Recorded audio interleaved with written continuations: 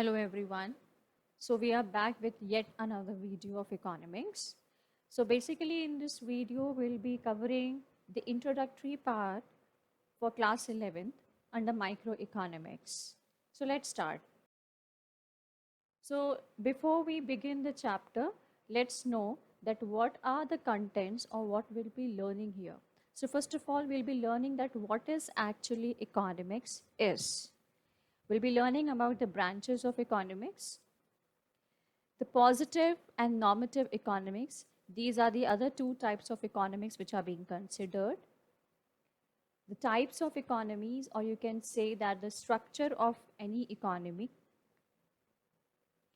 the reasons of economic problems, and the most important, central problems of an economy. So let's begin with the chapter. So what is actually economics?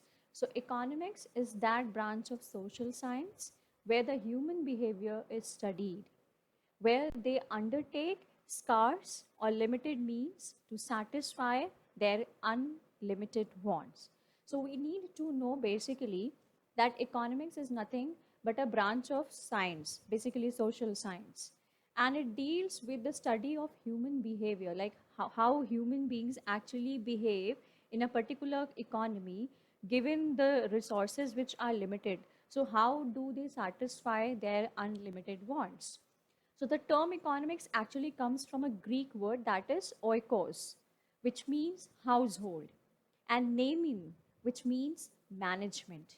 Therefore, it is a social science considered with the study of human behavior, that how they allocate these limited resources in such a manner that they can satisfy their unlimited needs and wants, right? So the basic two characteristics of the resources are, we should know this thing, that first of all, resources are limited. And the second thing is that they have alternative uses. Now, alternative uses basically means like, if you take the example of milk, right? So milk can be used in several other different, ways. Like milk can be used for the curd, the cheese, and sweets, etc. So always know this fact that it is the characteristic of the resources, that is the scarcity, right, which actually helps us to understand the entire economics concept. Moving on, what are the branches of economics? So basically, the branches of economics are broadly classified into first microeconomics. So the term micro is actually derived from a Greek word micros, which means small, right? In biology, you must have learned the term microorganisms, and we all know this thing that microorganisms are basically the organisms which cannot be seen with the naked eye because they're too small to be seen with the naked eye, right? So in the same sense, here micro means very small. So basically it deals with the economic behavior of an individual unit.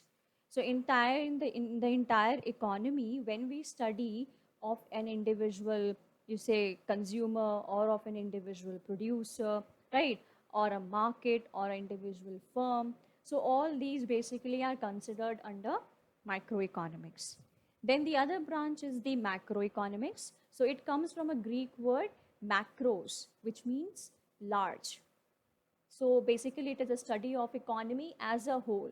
So when we study the entire economy in one go or at a point, right, this all deals with the aggregates or the total problems faced by an entire economy in a particular period of time. So any concept which is considered or any study which is being taken considering the entire economy as one, that concept comes under macroeconomics. Want to know what is microeconomics? Let's learn about this in detail. And what is macroeconomics? So basically, we're going to learn the differentiation or the comparison. We're going to make it here between micro and macro. So first of all, microeconomics, as we have already known this fact, that it studies an individual unit of an economy, whereas we talk about macroeconomics, it studies the entire economy as a whole. Coming to the second point, the demand and supply. So basically, demand and supply are the tools or the instruments which help to study the microeconomics concept. Mind it, here when we say demand and supply, we are talking about individual demand or individual supply, or market demand or market supply. But when you talk about macroeconomics, it is the aggregate demand and aggregate supply, right? So basically, agri means what? Total. So the total demand in the economy from all the sectors, or total supply in the economy from all the sectors, right? Now coming to the third point, it says it aims to determine the prices of the commodity in the market. Now this point needs to be noted here, that when we consider the concepts or when we study the concepts under microeconomics, know this fact that microeconomics has an objective, and that objective is that the prices of the commodities in the market are always determined under microeconomics. But under macroeconomics, it helps to determine overall income and employment level. Therefore, microeconomics is also known as price theory, because it helps to determine the prices of the commodity, and macroeconomics is known as income and employment theory. Why? Because it helps to determine the income and employment in the economy. Now, if you talk about the examples of microeconomics, we can say consumer behavior. Now, consumer behavior here means that how an individual consumer responds to a particular change in the prices of the commodity, or his taste or preferences. So all the taste and preferences, it can be changed from one consumer to another consumer. That is why it comes under microeconomics. Or you talk about the individual or market demand and supply, it is yet another example under microeconomics. But when you consider the examples of macroeconomics, it's like national income, government budget. Now, obviously, government budget is always considered under macroeconomics. Why? Because it considers the entire economy at once. So whatever the policies and programs are being framed under the budget, government budget, you talk about union, state, or local budget, local authority budget, it will always be considered as a whole, right? So here we have actually compared, or the differentiation between micro and macroeconomics has been done. Now let's talk about the two types of economics, that is positive and normative economy. Let's learn them in detail. So what is actually positive economics? Well, it's that branch of economics which deals with the description of economic situations which are based on facts and figures. So basically, any kind of statement, economic statement, which is based on actual facts and figures. And any such economic situations or problems which are being given based on these facts and figures, such kind of statements are known as positive economics. While on the other hand, normative economics is actually based on the opinions or the values of an individual. So if a person, puts up his views or opinions, or value judgments on any kind of economic situation or problem, then such statement will be considered as normative economics. Positive economics is always objective in nature, while normative economics is subjective in nature. Its statements are based on what actually is. So what actually the problem is, such kind of statement comes under positive. But under normative, the statements are based on what ought to be, right?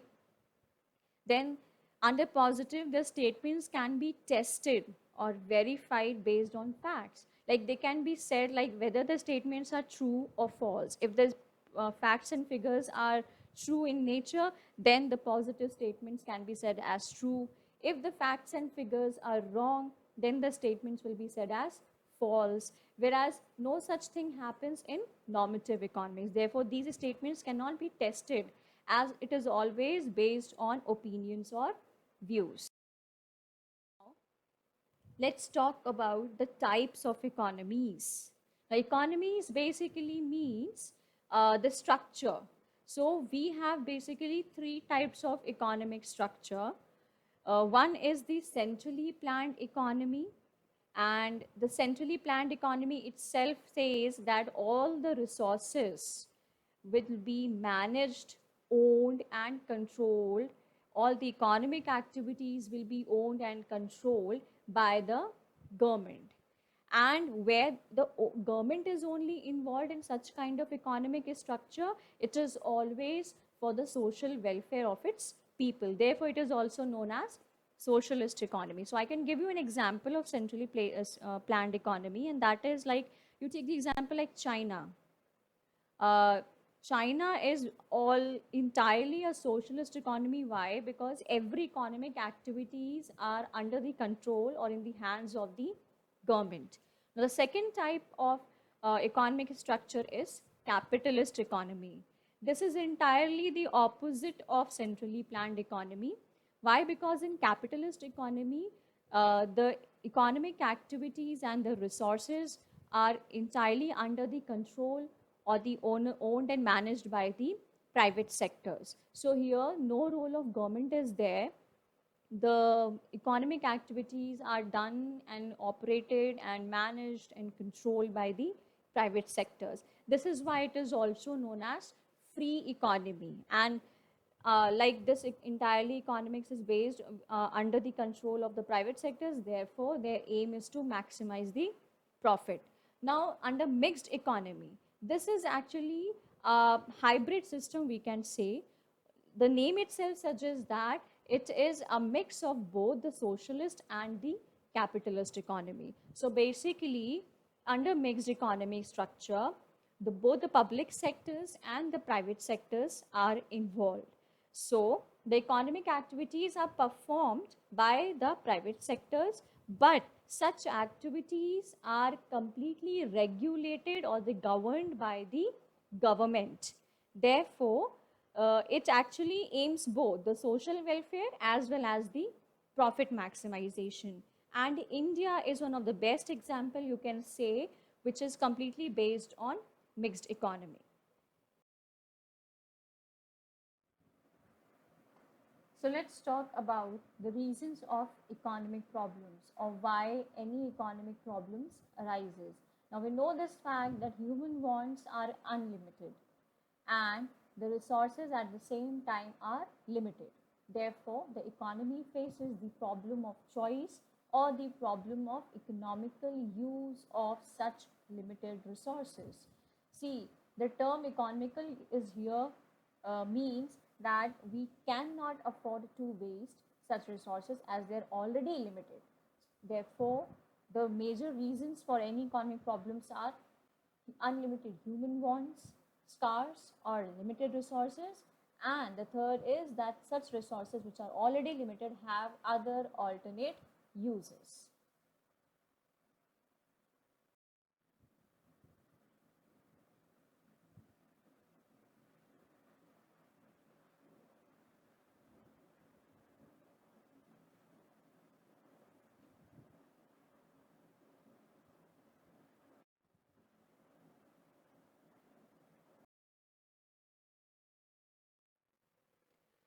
So let's talk about the central problems of an economy. So basically the economic problems which we have studied is categorized under three major central problems. The first one is what to produce. So basically this problem focuses on the selection of the nature of goods which has to be produced in the economy by the producers. And since the resources are limited, therefore the problem of choice arises that what type of goods should be produced, whether the consumer goods or the capital goods or both the consumer and capital goods at the same time. Now, when this has been decided by the producer that what kind of commodities should be produced, the another question arises that in what quantity. As we all know this fact that we cannot afford to waste the resources which are already limited in nature. Therefore, only that much of goods should be produced which are needed in the economy at present.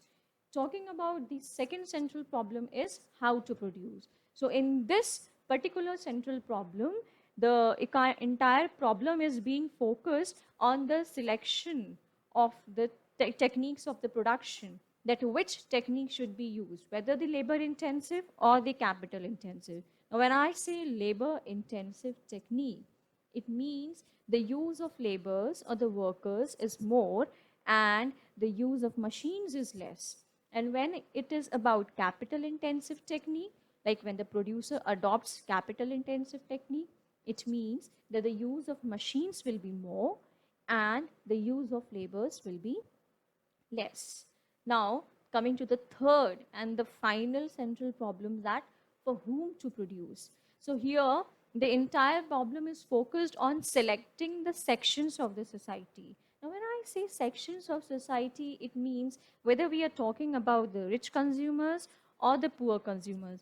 So when you try to have a stable economy and there is no discrimination or inequality of income and wealth, so obviously the economy will be producing more goods for the poor section and less for the rich section. But if the goods for rich section is being produced more, then obviously it's going to create more instability in the economy in the form of unequal distribution of income and wealth. So all these three central problems are the core reasons that why the economy faces such situations, why all the economic problems arises, and how they should be solved. So we have come to the end of this video. Thank you so much. Hope you have understood the various different concepts of economics.